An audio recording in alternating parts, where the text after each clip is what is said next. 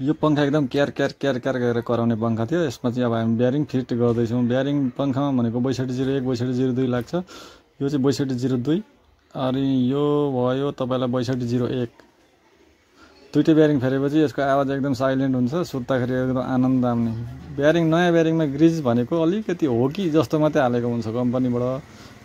Cost बचाएको होला सायद, छँदै छैन ग्रिज हेर्नुहोस् न नयाँ ब्यारिङमा। त्यो भएर हामी ग्रिज थपिदिन्छौँ यसमा कभर खोलेर। ग्रिज थपेर यसरी प्याक गरिदिएपछि अनि हामी कभर लगाइदिन्छौँ। यो तलको ब्यारिङ 6201 यसरी फिट गरिसकेपछि अब यो माथिको ब्यारिङ यसैमा अड्किरहेको छ पुरानो ब्यारिङ।